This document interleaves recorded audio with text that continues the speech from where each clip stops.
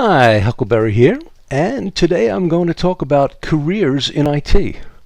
Now, if you're considering a career in IT, how do you decide if it's really right for you? What kind of people would likely be happy in IT? What do IT guys do all day? What type of people work in IT? How could you best prepare for a career in IT? What type of education is necessary? What are some of the best job titles in IT? Like database admin or network engineer, security analyst, or etc.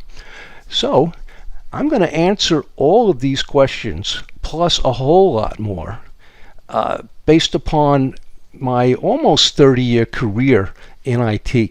So I've spent about the last 30 years of my life in a number of different jobs in IT. And what I'm going to do in this video, and which is actually going to be a video series because I can talk for a long time, what I'm going to do is talk about my own career, and through that give hope that you noobs can get an idea as to what it's really like to work in the career. Is it the sort of thing that's going to make you happy? And if you do decide to go into IT, what are some of the ways, what are some strategies for maximizing your career? So throughout my career, I've had what I would consider a reasonably successful career. I'm not at the top of the ladder and I'm not at the bottom. Somewhere around in the middle, hopefully in the top half is kind of where I'm at. And I've always made a decent living from it. I've lived well. I've gone on vacation. It's provided an upper class lifestyle for me. But more than that, it's been something that I basically like doing every day. I mean, I can't imagine going into a job every single day that the only reason why I was there is to make money, as opposed to actually being a career that I like. So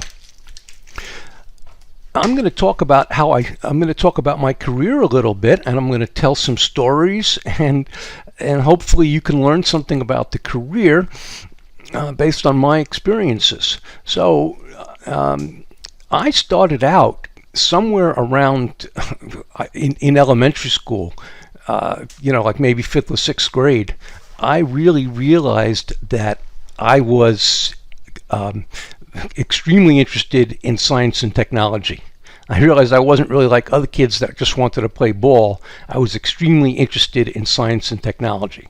So when the other kids, were out playing ball, I was with my nerdy friends, and what did we do? We built Estes rockets.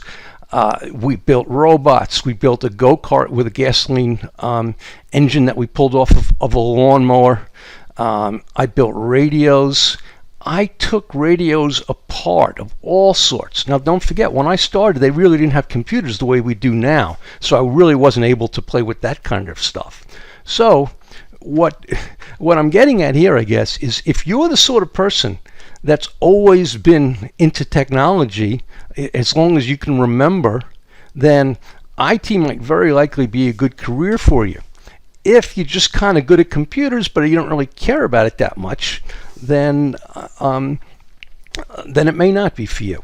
So that can kind of give you a little bit of an idea, because this is not the sort of career that you just want to go into just because it's a job that'll pay the bills, because you will not end up doing well and you won't be happy. This is a special job because there's only a certain percentage of the population has the right personality for this.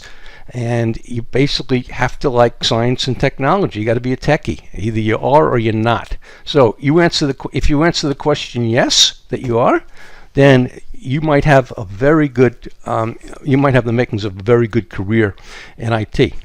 So the way I started out, I actually have a 4-year liberal arts degree that I got from Hunter College, which is in the New York City university, which I actually went when I started when I was like 17 years old, and I really didn't know. I really ended up spending too much time partying and not enough time studying, which is how I ended up with a non-technical degree. Well, a couple years after that, I found that I was really wanted, I was a little bit older in my early 20s, and I said, I got to do something with my life that I want to do. And I went back to school and I got a 2-year electronics degree, like an associate's degree in electronics from New York City Technical College. And with that degree, that's how I really started my career. Now, things are going to be a little different today, but basically any technical knowledge that you have is going to be a good start. Notice that I never took any courses in IT up to this time. Basically what I did was, as soon as I graduated New York City Technical College, like in New York City, obviously I lived in Brooklyn, my wife and I decided that we wanted to move to the Phoenix metro area because we thought that, just a better lifestyle out there. So decided I'm going to search for a job in Phoenix rather than search for a job here. So what I did is I kind of looked up every company in the Phoenix metro area that had could possibly use a person, with my qualifications, and sent them a resume, just cold, and really got almost no response back. Then, when we got to Phoenix, I was a little bit discouraged. I said, really haven't heard from anybody. I said, you know what, let me go ahead and call some of these companies that I sent resumes to. You never know. So I called this one company that makes digitize. They made digitizing tablets, or drawing tablets that you plug into a computer. And basically they said to me, "Oh, we're so glad you called. We've been waiting for you to call. When can you start?" Well, as it turned out, they had actually hired someone like a week before for the position, and then that position. That person didn't work out. They quit or didn't know anything. I don't know, but they left, and then the company was left needing someone right away. I happened to have my resume there, and they basically just said, "You're hired with minimal interview." Now, this is something I've noticed. If you impress them with your personality, a lot of companies will hire you without really doing a whole lot of technical, interview for you, grilling you about your technical knowledge. Anyway, that was the beginning of my career. Now, I actually started there as an electronic technician. I ended up working there for over 10 years and ended up as the help desk manager at the end of my career there, and had about 6 or 8 different jobs while I was there. So all you got to do is get lucky once to kind of get your foot in the door, and then you can make a career for yourself the way that I did. This is not the end of this series. This is just the beginning.